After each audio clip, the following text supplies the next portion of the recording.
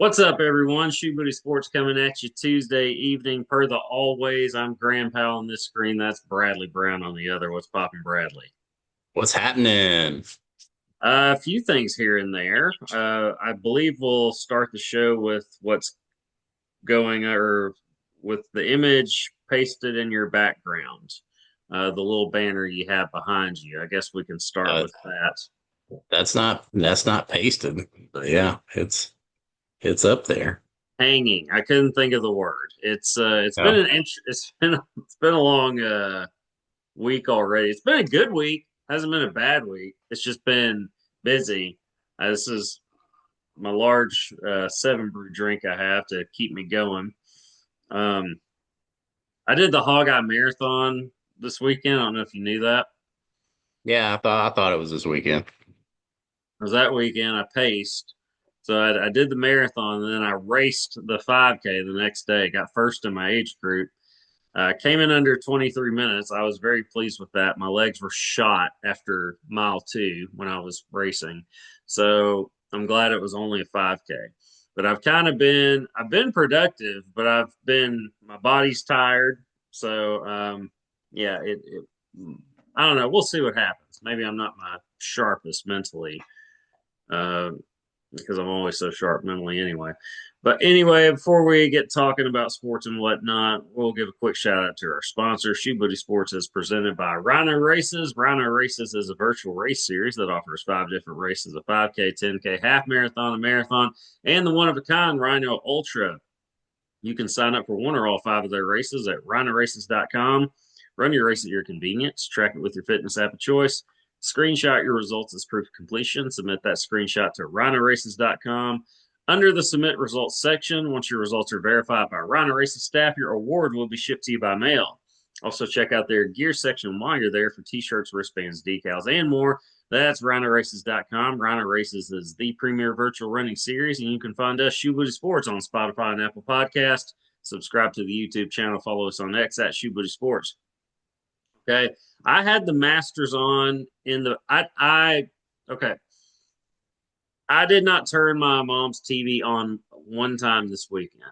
Um, I house sitted for her. I arrived Friday night, and Michelle, my girlfriend, came with me. She last second decided that she wanted to come. Well, she decided that morning, like, "Hey, I think I want to go this weekend." I was like, "Okay, great."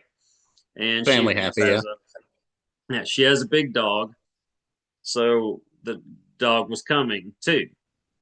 So we get there, like I get to Springdale, I get my packet, I meet one of the pacers for the race who's from Chicago at a restaurant in Springdale. Him and his wife. We have dinner. I then go. Michelle comes by the restaurant. She was going to come in and eat, but she had Bumble, the big dog, in the back. It's his first long car ride, so she doesn't really feel comfortable just leaving him out there, right? Like it's decent weather. It's not hot or anything, but still, it's like, yeah, I'll just go find something. Head to your mom's. Uh, I don't remember what happened, but I ended up there before her. I think she had to go by Walmart, is what it was. And so she gets there, or we get there together that evening. Like it's dark at this point, and my brother Jake's dog is there, who's a really good dog, but I had never known this. He does not like big dogs, and his dog's a big dog, and so that didn't go well. Bumble is really chill, but Jake's dog was not, and my mom's little dog is a little brat too. So it just wasn't going to work. So she had to get a hotel last minute, and was going to stay in my sister-in-law's parents' townhouse the next day. And for reasons I won't say on the show, that did not that didn't work out either. So she had to go home Saturday. Basically, I was either running or recovering or taking care of dogs. And by the time I got back to my mom's, I just wanted to relax and I didn't even really bother turning on the TV. I was in the hot tub Saturday night to recover because I knew I had to race Sunday. Because even though I was just pacing the marathon, a marathon is a marathon. Yeah, it's still a marathon. Yeah, it's if I was running really hard, yeah, it would make a difference. But 26.2 miles is still 26.2 miles, even if you're going at a much slower pace than you're capable. And so I was resting my legs and in the hot tub. When I got out of the hot tub, I went back to bed because I had to be at the race at 7:15 the following day, which I did get first place again in my age group. To reiterate that, but when I went back to my mom's, she was in New Orleans with Jake. They fly in that afternoon. They come in, and Jake's the first one to turn on the TV while I'm there. And of course, what does he turn on? He turns on the Masters. And Rory McIlroy, it's the first repeat champion since when? Since Tiger, 2001, 2002. Wow. Okay. Only So one of four. I watched him, watched Scottie Scheffler, some of the other people that were contending on Sunday. But really, you could tell it was point between Rory and who was the other guy. Who's the guy that finished in second? Well, it was kind of between those two. It was like Rory and somebody else, right? Yeah, it's pretty much the final group. I mean, you had Did I cut Rose out? who was you had Did I Rose cut who was out or making a something? run, no. Okay. But but you had Rose who was making a run, but he kind of fell off there at the end. But it's mainly down between Roy and Cameron Young. And Cam had a two-stroke lead that afternoon, and yeah, just had some bad luck and let it slip away. And Roy, he continued to play well enough to win. I mean, he shot pretty much even par over the weekend for the last 2 days, but I mean, going after Friday's round, you would have thought there's no way possible McIlroy could lose this thing because he had the largest lead in Masters history going into the weekend. Previously, there's been a handful of players that have had a 5-stroke lead going into the weekend. I think there were 6 of them total that had -5 or a 5-stroke lead, and out of those 6 people, 5 of them had went on to win. Only one of them had, faltered near the end and did not win. Well, Roy has a 6-stroke lead going into the weekend. You think it's going to be a runaway. Roy comes out and shoots, I think, 2 over on Saturday, and the rest of the field played lights out. One of them being Scottie Scheffler. He stomped on the gas and did not let go. Um, he got everybody to play their A game on Saturday, and it was great to watch because it brought the drama back in because you're like, okay, well, who's going to get second in this tournament? Because that's the only thing you're watching for. And that turned out not to be the case because at the end of Saturday, I mean, I think Rory had a 1-stroke lead, maybe, if not tied. So it positioned up to be a very interesting Sunday. So I watched about 80% of the total coverage from Thursday to Sunday. Had some nice golf naps in there, which were great. Nice 10, 15-minute long naps. But it was great to see. You got to see pretty much everything. There was one young golfer out of China, Patong Lee. He was making a name for himself out there. At one point, he was, I think, in third place, and then he hit Amen Corner. And between 11 and 12, he lost 8 strokes. He quintupled bogeyed, I think, 12, which is 5 over. Yeah, he lost 8 strokes. So he went from tied for third to tied for 34th place. That is a lot of money he missed out on. But like I said, he's a young golfer. He'll be back. He made a lot of fans over the weekend. This was only like his second or third Masters. Um, he lost me a little bit of money over the weekend. Of course, it was a free bet. So, uh, but in the future, I'll probably lay some money on him again. But yeah, it was a good Masters tournament, man. Uh, it turned out a lot better than what I thought it was going to be come Friday evening. Um, but yeah, it was really fun to watch, up and down roller coaster. If Scottie missed a putt on 17 by like a fraction of an inch, I still don't know how it didn't drop. But knowing how we know Rory finished on 18, we would have had a playoff, and that would have been awesome to see number one and number two golfer in the world go at it in a playoff for the Masters. Doesn't get much better than that. But Scottie did not make that putt. Therefore, there was not a playoff.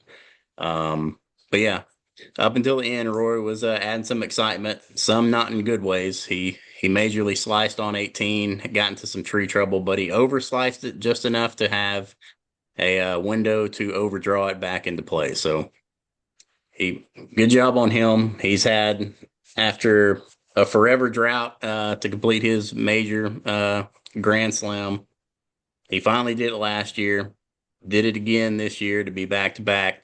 And within 2 years, Rory's got two green jackets, and the New York Jets have zero interceptions. So let that sink in. Rory got two jackets before the Jets got an interception. Crazy stat, but that's what happens. Okay, that's one I didn't expect to hear today. Interesting correlation, comparison. So Rory is the number two golfer in the world right now. Yes. How long is Scottie's that? number one. I gathered that. Yeah. I don't. I am a casual golf fan at It's best, but I knew that much. I knew Scottie Scheffler was the best golfer on the planet. Uh, even if I were under a rock, I would still probably be able to figure that one out. I knew that he would probably make a run uh, dude. in the last He 2 days. was 12 he was 12 strokes off the lead going into Saturday. He made up 11 of those strokes over the weekend, which is ridiculous. He showed you why he's the world number one golfer on Saturday. Has he Just won flat the out Masters? ridiculous. He has won the Masters, yes. Okay. Has he? Is he a Grand Slam? Has he done that? No, he has not done that. He goes for it over Father's Day weekend to complete his career Grand Slam. So he just welcomed in his new son. I think his son was born last week, like a week before the Masters started. So it'd be a hell of a Father's Day if he's able to complete his career Grand Slam. Which is what tournament? Like what's he going? Which I major? believe it's the Open, the U.S. Open. Okay. Well, you said it's coming up Father's Day. I figured you knew which one it was. Now off the top of my head, I can confirm it here real quick. Okay. Um, But it seems like he's got a new kid every time I turn around. How many does he he's have? only got two of them. Okay. Well, I've heard him being a dad about him being a new dad for 2 years. It feels like. So it's I don't know. Some people because they get married and they just have kids. They have a bunch of kids. I don't know. Yeah, two's not break. Well, nothing's breaking his bank account. But No, yeah, I figure it's a matter of time before he gets his grand slam. But what you went over some of it. One, how do you quintuple bogey a hole? I feel like that's something that I would. you he overdrew it into the woods pretty much. He didn't really have a clear window to take a drop. He tried to make a Houdini shot and get it through a bunch of brush. It did not go through the brush. He then had to take an unplayable drop because it was in the brush. And then he hit it back behind the green, chipped up on the green. It rolled off into the water. And then he had to take a drop and chip up, make his putt. So yeah, Um. it was pretty wild. All right. What are some other highlights over the 4 days from the Masters? I mean, the Masters is basically it's it's kind of the holy grail of golf. Is that fair to say? Yeah, it's fair to say. I mean, it's a golf course that, I mean, it's for one, it's one of the majors, one of the only majors that's played at the same golf course year in and year out. The PGA Championship, uh the Open and all those other majors, they switch courses year to year. The Masters is only held at Augusta National. The course is in pristine condition. They gear it up to be against the world's best golfers. Over the past couple of years, they've extended holes just because The professionals have gotten longer off the tee. They've extended holes to make it longer, not easier on them. Added bunkers, keep their drives ended up being short. The greens are ridiculous. They're super fast. Have tons of I guess what they call ungulation, tons of slope. Can you spell Um, that? yeah, no. Okay, And I was about to say, wow. just if you see the Undulate. course on TV, it doesn't really do it justice of seeing it in person. There's so much elevation change on this golf course. There's tons of blind shots because you're hitting over the crest of hills. There's just all the penalty areas are strategically placed. If you make one wrong move, it can cost you dearly. Um, but yeah, I think it's just because it's played at the same tough ass course year in and year out. And I don't think there's any more of a beautiful course out there than Augusta National. Looks really pretty on TV. I mean, it's Georgia, right? Yes. Augusta, Georgia. Is that correct? Yep. All right. Now, when you okay, I see these players that these golfers that play, and it's just unreal the stuff that they can do. I just feel like I could never do that. I am going to take it up one day. I promise you, I will. If I'm still alive, I will take it up one of these days. I kind of have a lot on my plate. Um, yeah, it's that's my excuse anyway. I will take it up one of these days.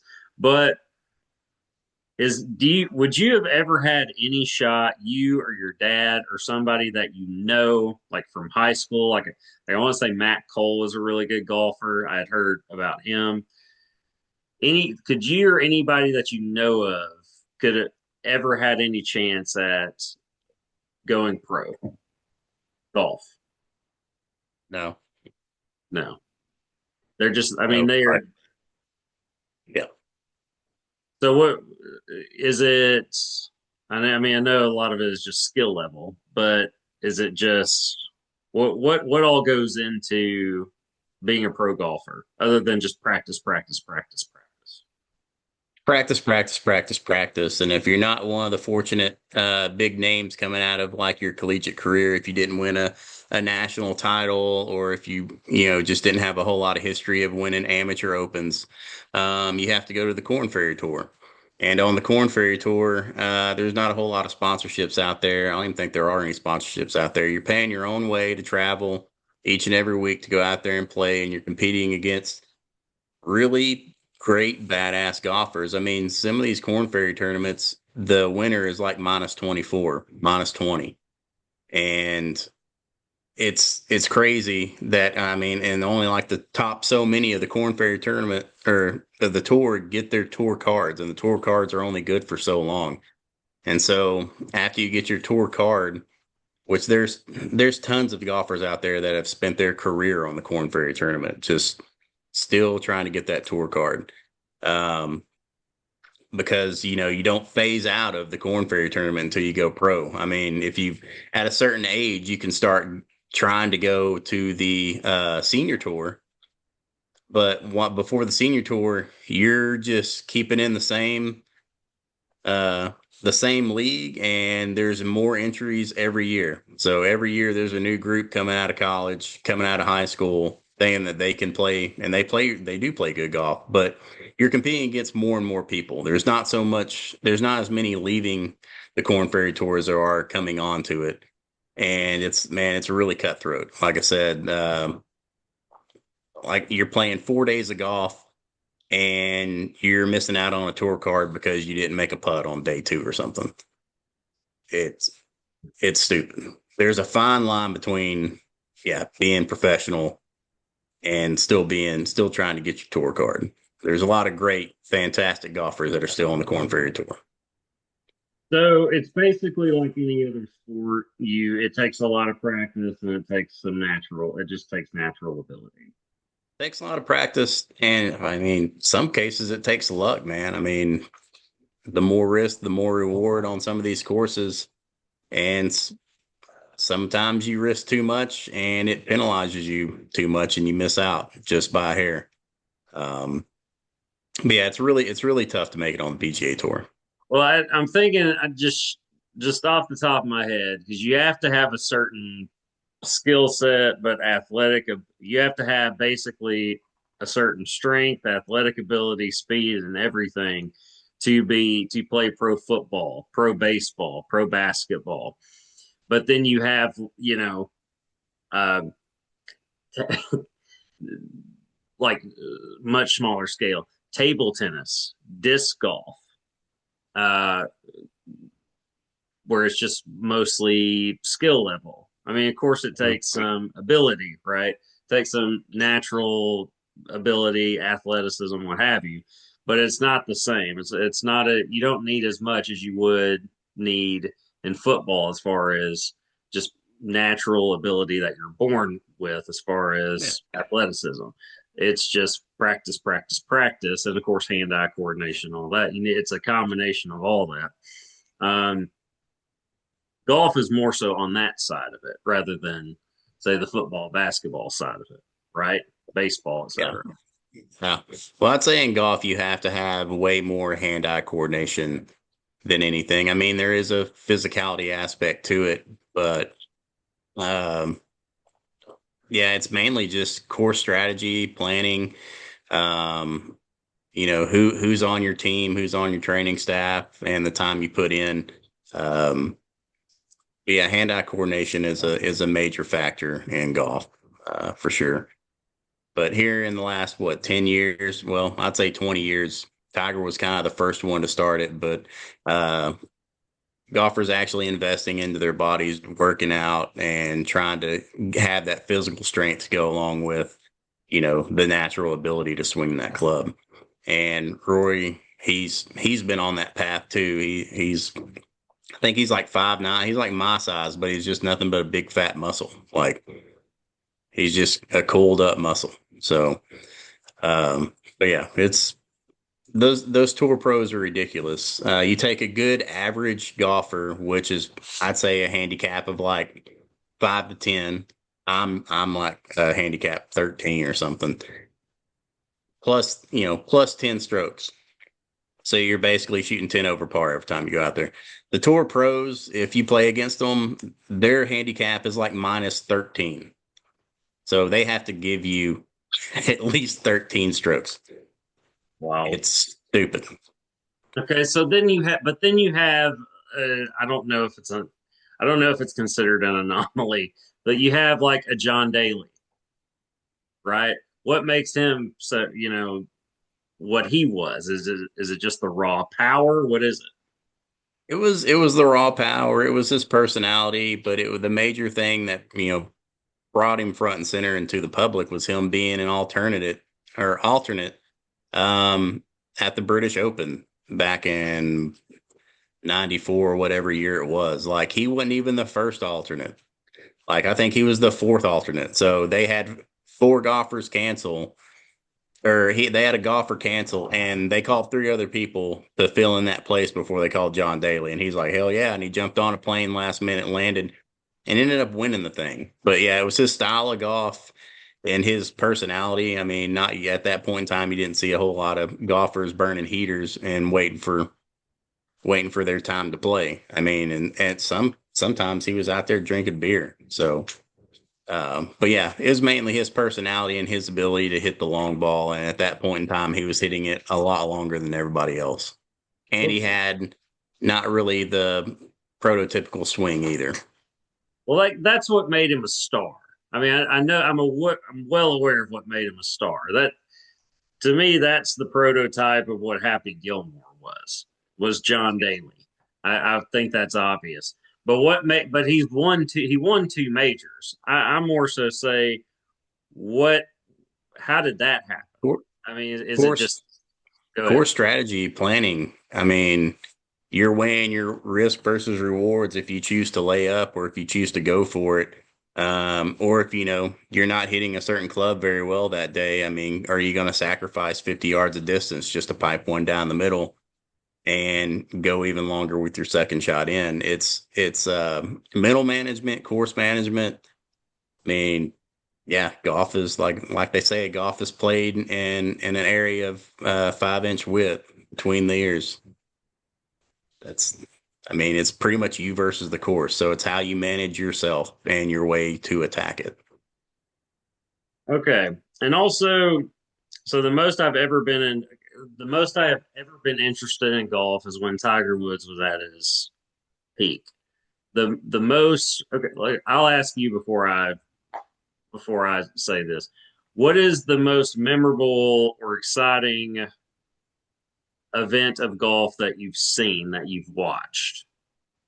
Like whether it was competitiveness, like I mean like a certain I don't mean like a particular tournament.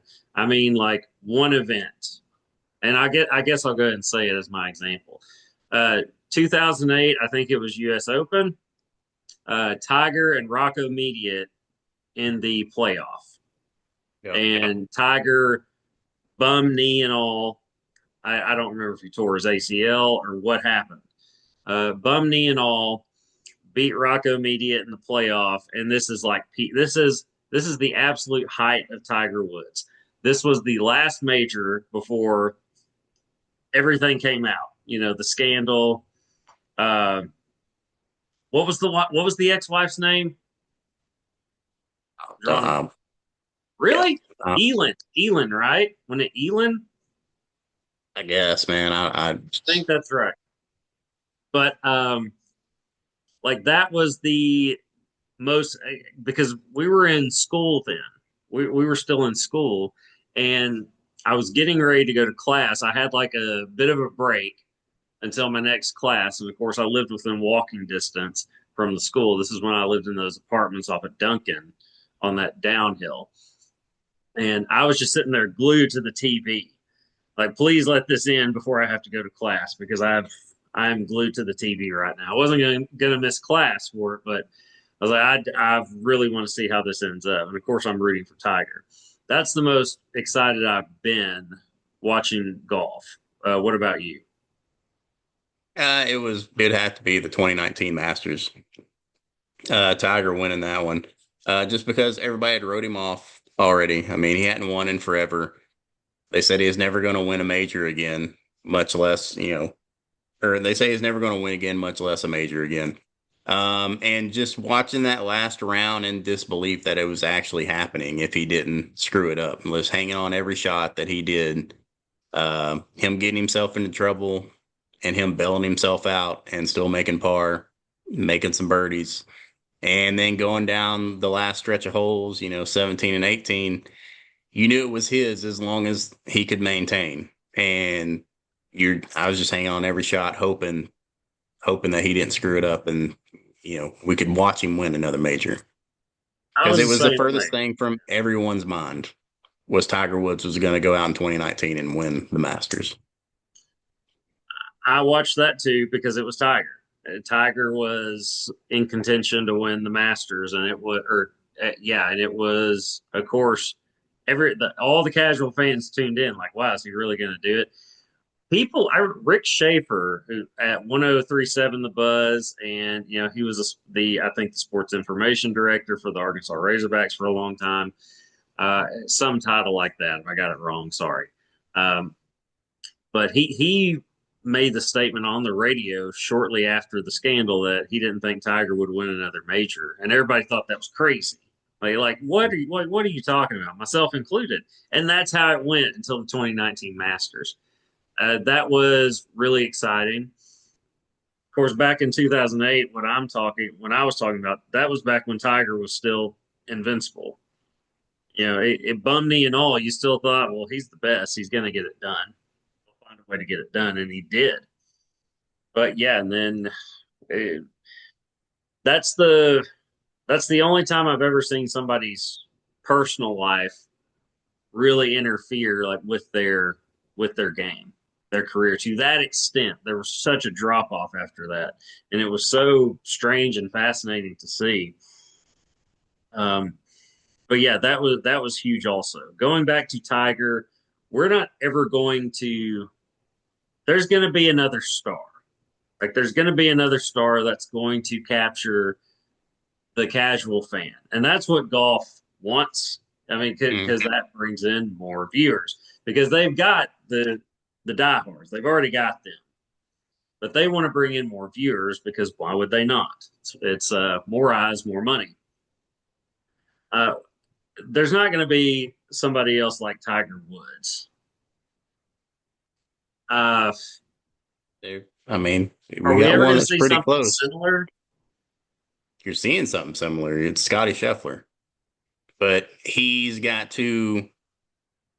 off to a hot start, but he's got to the whole deal with comparing him to Tiger is if they can sustain it over the course of their career. Tiger was for so long just at the peak. Nobody could touch him. Scotty's been at the peak for a couple of years now. Can he maintain that for another 15? That's going to be the biggest question. Um, but yeah, Scotty's got a chance, man. His numbers this early in his career are comparable to Nicklaus and Tiger.